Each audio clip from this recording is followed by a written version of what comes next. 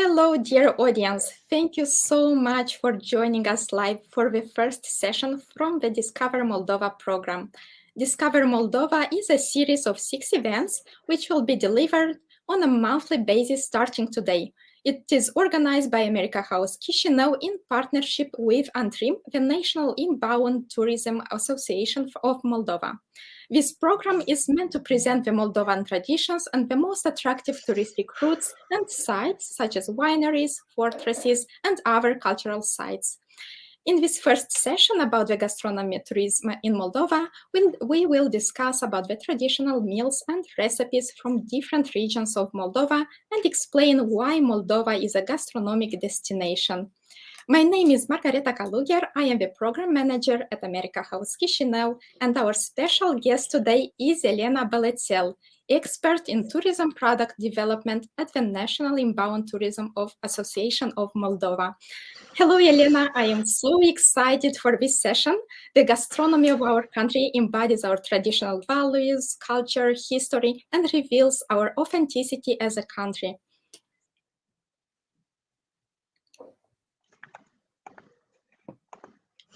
Thank you, Margareta, for the introduction and for the opportunity to participate as a speaker today. Moldova is truly a rich country in flavors and diversity when it comes to gastronomy because of its geographical position in the eastern part of Europe and the mixture with different culture, like we've been with Romans, with Mongols, with the Turks, Russians, Polish, Ukrainian, Greeks, Armenian, Germans, just name it. So during those years, we collected a bunch of recipes from everybody, and truly at the moment we have a very interesting gastronomy path. But what truly makes us happy is always a nice dish served with a glass of red wine and surrounded by family and friends. It is so true. Moldovans like to gather together for holidays, share their secret recipes, and we have a lot of traditions linked to Christmas. By the way, how did you spend Christmas, Elena? I spent it wonderful, and I believe like everybody who has a chance to spend it in Moldova, it will feel the same. It will feel special. Exactly like in this picture, but you have it on the background. The house smells of food, of Christmas, of ornaments, of this fire, of this grandma and cookies and carolers. Like, it's wonderful. Music and all this is like absolutely amazing. Speaking of carolers, I would like to share a video and show our audience what an authentic Christmas in the Moldovan rural sites feels like. Let's watch the video.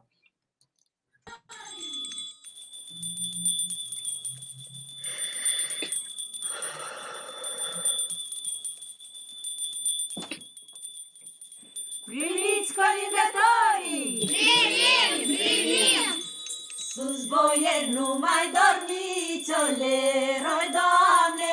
Vremea e să vă gătiți, oleroi, Doamne! Casa să vă măturați, oleroi, Doamne! Masa să vă încărcați, oleroi, Doamne! Casa să vă măturați, oleroi, Doamne! Masa să vă încărcați, oleroi, Doamne! Nu dormiți în astă seară, oleroi, Doamne! Și ședeți la privecheală, oleroi, Doamne! Că așteptăm pe Domnul Sfânt, oleroi, Doamne! Ca să vină pe pământ, oleroi, Doamne! Că așteptăm pe Domnul Sfânt, oleroi, Doamne! Ca să vină pe pământ, oleroi, Doamne! Tuturor ce sunt în casă, oleroi, Doamne! Și se veselesc la masă, oleroi, Doamne! Să vă dea Hristos de toate, oleroi, Doamne! Bucurie, sănătate, oleroi, Doamne! Să vă dea Hristos de toate, oleroi, Doamne! Bucurie, sănătate, oleroi, Doamne! Să vă fie de bine!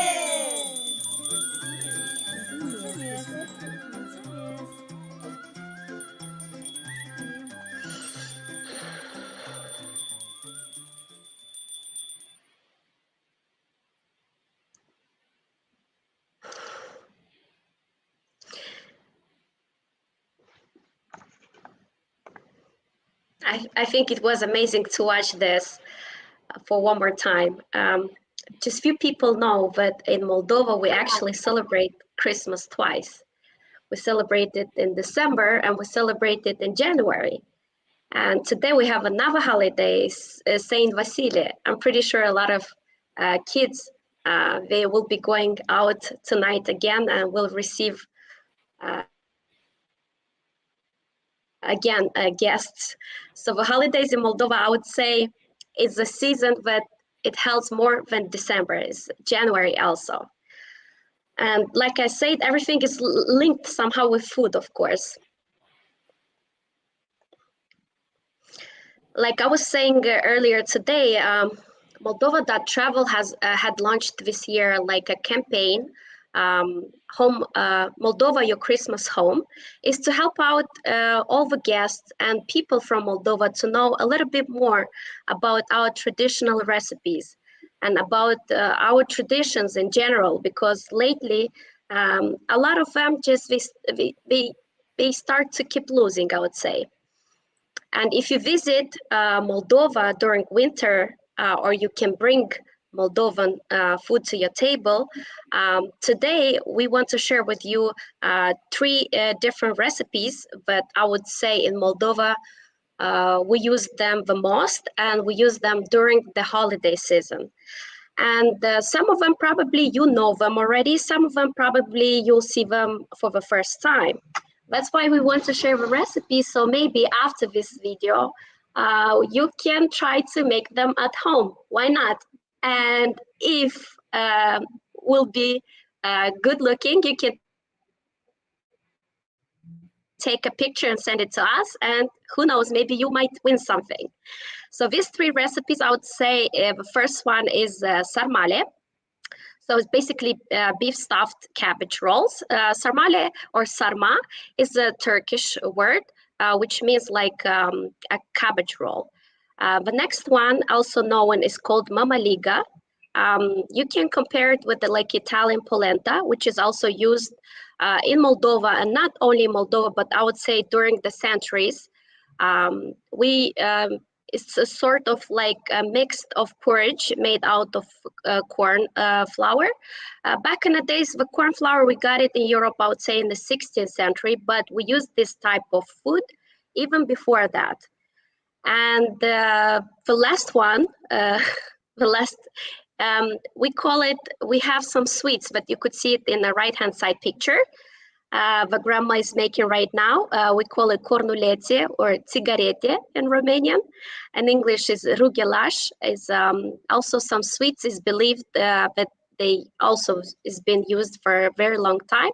But for the first time, it's believed that the Jewish people were using this kind of desserts. And of course, we had also in Moldova Jewish community in the past and even right now. So the contest that I was telling you earlier is about what you can win after you take the picture of a food that you've been cooking. So during winter holidays, let's share wonderful moments with loved ones together. So show us how you celebrated Christmas in Moldova and win 3 cooking workshops at rural guest houses for 2 dinners. So the first one will be a masterclass for making sarmale at Sergio Hangano, which is located in Lalova, Rezina region. The next one is a masterclass for making cornulețe at pensiunea Casa De Luca. And the last one is a masterclass for making plăcinte. Plăcinte is a sort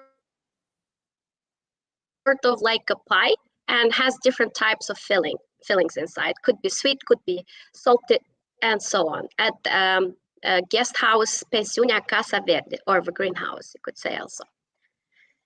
Yep. So sarmale. In this picture down here, we have sarmale made out of vine leaves. How to make them? In Moldova, we have like basically a contest of ladies who make the best sarmale. Margarita, did you ever try to make sarmale at home? No, unfortunately, never. Oh my God. So you have a chance now to make some, maybe at Lalova, at Hanului Hangano. Did you know like they make like the smallest sarmale in Moldova? They're like No, tiny. no, Yeah. I didn't know about it. So how we make this sarmale? So basically what you need to have like vegetable oil, chopped onions, some good rice, ground beef or pork, and greens also like parsley, like dill, pepper. You could use like cabbage leaves. They could be, or you could use vine leaves like in these pictures. Also, you could add some chopped bacon like other countries do. And I want to say sarmale is not just specific for Moldova. It's specific for all the Balkan countries and other parts of Europe. And sarmale, I would say the original country is, it comes from Turkish. And at the end, we add 4 cups of tomato juice. The way how you fold this sarmale depends on the person. Some people like it to make it bigger. Some people like to make it smaller. You put them on a small fire and you let them cook for like an hour and a half. And at the end, you have the goodies and you can put it up on the table. And how we serve it. In Moldova, we serve it hot, and on the top we put some sour cream, and it tastes really yummy. Yes, like these ladies down here, they are located at the Orheiu Vechi. Old Orhei is one of the most visited places in Moldova from a touristic point of view. So down here, we're preparing the vine leaves for the sarmale. So it's like a whole process. And I want to say, like, when someone is getting married in Moldova, all these ladies that you see them in a picture, they come and they make like huge bowls of sarmale and for the entire wedding. And the weddings in Moldova are huge. It's like you have like more than 100 people. Margarita, do you agree with so me? True. The weddings is a big thing. Especially in rural regions, there are a lot of people gathering for weddings. Yeah, the whole village comes to celebrate the new. Exactly. So back in the days, why we are so connected to the rural side and why we are connected to these recipes, because only they know the recipe, the authentic the product, and everything is from the village. They never buy anything from somewhere else. So everything is authentic. And I want to say, like, each village has their own secret how to make it. And the flavor and everything tastes different. Even is the same, I would say, sarmale. So in this picture, we have authentic woman from Moldova. And here they're preparing sarmale for the Scopere event, which takes place during the summer. The next one, which is a very good one, this is one of my favorites during the winter time. So these sweets are favorite for kids, I would say. I remember my grandma, she used to make a lot of them because when the carolers were coming during winter, during Christmas to visit you, at the end, we have to give them something. In our days, probably we already give like money and bread and other stuff, but back in the days was like this kind of goods, like this rolled pastry with cherry, also all sorts of type of breads, also nuts, fruits, apples, and so on. This one I would say is a little bit harder to make. So what you need to have is like 100 grams of lard, animal fat. We use like pork fat. Also thick cream, a pinch of salt, and flour, of course. And stuffing could be different. Could be cherry, could be icing sugar, could be all sorts of jams, and so on. And on the top, after they're done, we always put like powdered sugar, and they look like here. Yeah, this recipe, I used to make it also with my grandparents. I don't know if you had the chance. Yes, in the village. Like I was saying earlier, like the kids love to do this kind of stuff. So if you have decided to make this recipe, you can find it on moldova.travel or also on a Facebook page on moldova.travel, and you can try it and see if it will come up like in the picture. It might not come up from the first time, but yeah, good luck, guys. The next recipe, I would say, is one of the most like popular or famous, no? Famous, yeah, I would say famous. Even it's so simple, and it looks so natural, I would say. It looks like a little sun, I would say, on the table. And always Mamaliga is like a centerpiece for each table. And Mamaliga is sort of like Italian polenta. And usually how we make it is like we have like corn flour, water, and salt. It's like three basic elements which are like in everybody's house, I would say. And it's very simple and it's very good and it's very healthy also. Because like Moldovan food, I would say, eating meat during like winter and like polenta is really good, I would say, low calories. With the Mamaliga, of course, we have also stew made out of meat. All the time we have like, generally we have like stew out of pork, but you can make it out of chicken if you don't eat pork. To make the stew from pork, you need like 5 chopped onions, some garlic, some bay leaves, salt, black pepper, and green parsley. And you mix it, you let it cook on a small fire, and it's all good. And what is interesting, why I loved Mamaliga, because we all think is only for like grown-up people, but also the kids love it too. When I was a kid, I remember my grandpa, we used to make teddy bears out of them.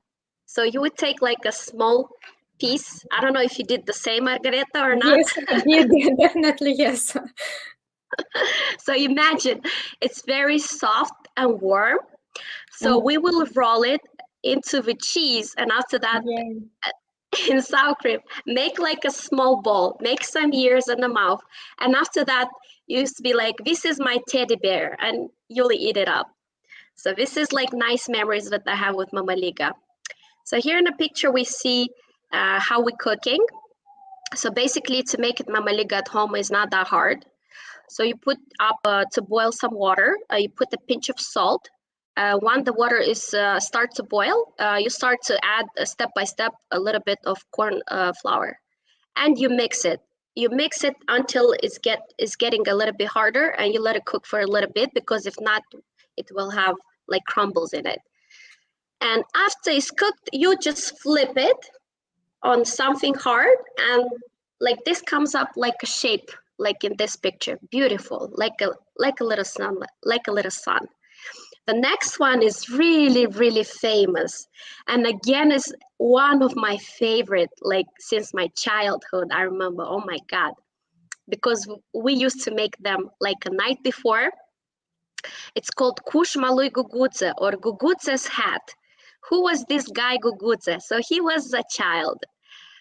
He had a magic hat, and he used to tell different stories, and all the kids from the village, they used to gather under this hat, and this hat was humongous.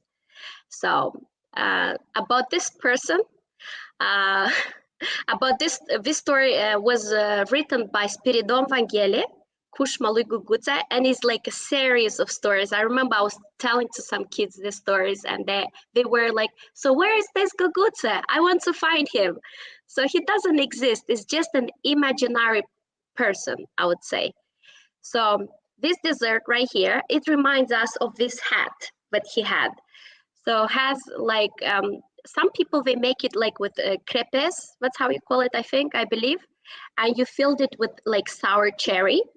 By the way, sour cherry, they're good for your digestion after like a big meal. And after you roll it, you make like a pyramid, and you start to decorate with the like sour cream and cheese. That's how we make the cream in the village, or like whipped cream maybe in the city. And you can put some chocolate on the top. So this is these are my memories about Kushmalu Gugudze. I don't know, do you like, Margareta, this one? Yeah, I love it. It's my favorite dessert, Moldovan dessert. So By the way, you can find it in local restaurants too. Like they adapt it to like a regular menu, so you can have it anytime. this is really fantastic. So you can have it in Chisinau and other places too. Okay, and because we have spoken about a couple recipes, so now I will tell you where you could find them and where you could try them too. So rural guest houses waiting for the visitors. If you want to truly discover the taste of Moldova's cuisine, you need to do it at Moldova Guest House. Some of them, like I said before, Sergio Hangano, which is located in Lalova village, Rezina. And on the right-hand side, we have Casa De Luca, which is located in Trebujeni village in Orhei district. So on the left-hand side, we have this famous Sarmale that I was telling you. So back in the days, you couldn't get married if you didn't know how to cook. In our days, it's much easier and it's much, we just go to visit our grandparents because they're still cooking and they're still trying to teach us how to make this. But also you could go to these guest rural houses and you can have a master class and you can learn it too. So on the bottom left, we have Sergio Hangano. So he is in the cellar. He has another secret. He makes all sorts of like, I don't know how to call them, like hardcore drinks, suica and other ones. And it's made out of like different fruits and they taste amazing. And the view down there, the nature is located by the Nistru River is absolutely amazing. And on the right-hand side, we have Casa De Luca. If you don't want to travel too far, it's like 45 minutes from Chisinau, and you can stay overnight in both places. You can have also different master classes. You could go for a ride. You could go for a walk. Both places are surrounded by nature and by rivers. So it's wonderful places. Of course, we have a lot more. You can find them on our sites too. On this slide, we have Tataro winery, I would say. So it was open recently, like in the pandemic year. So down here we have a master class of placinte because I was telling you, like, Margarita, I don't know which is your favorite placinte, like the cooked in the oven or the fried in the pan, or? I think it's cooked in the oven because it has less fat, but you go on the healthy style. Yeah. Well, so we have like different recipes for placinte. Placinte is like a pie. So, and it has like different fillings. And I want to say the variety for placinte is absolutely amazing. It is absolutely almost crazy, I would say. It's like we have so many types. Each village has their own way to make it. And in this picture, we have like fried ones, because back in the days in the village, when people were in a rush to go to work on the land and they didn't have time to cook it for much longer, they would make the dough, they will make the filling and fry it for a couple minutes and take it with them. And of course, this here down we have like a placinte filled with cheese. And also will go very good with a glass of red wine, for sure. Okay, and another one, like I was saying, placintele and the pies, they're really different. And when I'm talking different, like here on the right-hand side, on the top corner, we have different type of placintes called guzleme. So guzleme, this is specific pies for Gagauzian region, which is located in south of Moldova. Gagauz people are like Turkish nationality, basically, or descendant, more correctly, but they are Christian. And they have also specific cuisine, like on the left bottom, we have like lamb, which also goes very well with the red wine. And here on the right, we have, like I said, guzleme, we have some cheese, we have kavurma, and on the bottom left, we have also something really strong, but will go good. And this is also another winery, which is located in the south. It's called Karagani. At the moment, they receive guests, but for the moment, you can stay overnight there. And one more place in the south, I would say, also very rich in gastronomy, where if you go to Karagani, you can stay overnight at Gagauz Sofrasi. Gagauz Sofrasi is Sofrasi is this little table that you see it on the corner right. which means like the table and the hospitality of Gagauz people. And at Gagauz of Rasi, you can stay overnight. You can have a wine tasting. They have a small museum. And what is interesting, that they still have these little houses made out of clay, which are absolutely beautiful. And they are 100% eco. So once you get there, you have this feeling that you are in like a time machine and you back to your grandparents. And this was pretty much all just for today. I hope you enjoyed my presentation, and just follow us on Moldova.travel or on Trim page, and you can find out a lot more. So I'm just checking. I see we didn't get any questions. There is still a little bit of time if you have questions that you would like to ask Elena. Elena, what is your favorite destination to visit or stay in Moldova? Even if you are Moldovan, what is your favorite place to visit and go from time to time? I had visited a lot of places from Moldova, but my favorite ones are the hidden ones, not very touristic and not very, if you start like from the north going up to the south, my favorite place, of course, is Belleau Lake, which is located in the south in the village Slobozia Mare. That place belongs to UNESCO Heritage at the moment. What is interesting about this lake, during summer, we have a lot of pelicans and egrets and all sorts of other birds, swans. They coming like from Africa, from Morocco, up to Moldova. Can you imagine to have babies? And after that, they learn how to fly. And after that, they going back. So this is one like of my favorite places. So this lake is absolutely amazing. Other places I would say is the north of Moldova. In the north of Moldova, if we talk about like gastronomy, I love Rockscore Brewery. I don't know if you've heard about it or if you had visited. So it's a beer place. Back in the days, it used to be like an industrial, I don't know, factory. And after that, they remade that place. And at the moment, they are brewing beer and they could receive guests and so on. So it's very nice. It's located in the Florești district, Ghindești village. So it's pretty nice. I don't know. I have so many places. Like, I would never imagine that Moldova is so small and it has such a big diversity going from the north up to the south. And also we have Transnistria, which is also interesting. They have a caviar factory. And yes, exactly. I know. So imagine you go through a trip to see the Sturians, and at the end, you have a caviar tasting with some sparkling wine. So it's pretty good. And also down there, I have tried like more like Ukrainian cuisine at the local restaurants and so on. So the diversity, I would say it's pretty big. It's huge. I don't know, what is your favorite food, I would say, because we're talking about like gastronomy today. Which one is your favorite? Moldovan food, I think it's sarmale, but also plăcinte. I don't know.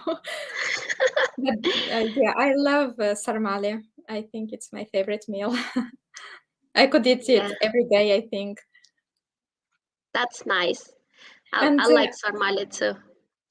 I also would like to ask you if you could cite one dish for every region of Moldova, or at least for some of them. What would be, but only one dish representative of one region from Moldova? What would be it? Yeah, for the north, I would say is definitely baba neagră. I think everybody knows. It's a very, I would say, complicated dish. I don't know, I tried it to make it, but it didn't work out. Actually, you know what's interesting? During summer, we have a festival. It's called Duminica Mare in Domulgeni village, which is also in the north. And at this festival, everybody brings food, like what they cook in at home. And this village is also famous for smoked meat in the north. So I would say these two dishes, I would say they are like in my head all the time. When I think about the north, I think about, I would say, kushmalu guguță and the baba neagră and the meat. If we're talking about the central part, I don't know, let me think. Central part, the taste is a little bit, I would say, neutral and has a little bit of everything from everybody. So I would say for central part, placinta is one of the most common dish, and it's very like different styles and different fillings. And for the south, I would say people in the south, they like a little bit more spicy. And also they have a lot of dishes, if they are close to the water, they have a lot of dishes made out of fish. And if we talk about Gagauzian people, then their culinary or gastronomy is completely different in comparison with the rest of Moldova. For example, they have lamb meat, they have all sorts of dishes made out of rice. They have also different types of pies, but they're completely different as a shape. And if everything is linked with a good wine, then you have a perfect day, I would say. That's why people in Moldova, they look happy all the time. They're happy and friendly. Could you cite some of our most popular species, wine species, or maybe popular chateaus of wineries we have in Moldova? Yeah, if we talk about Moldovan wine, I would say has a personality. You can always make a difference when you have a Moldovan and a European wine. So for us, specific for our region, we have Feteasca Neagră, Feteasca Albă, Feteasca Regală, and so on.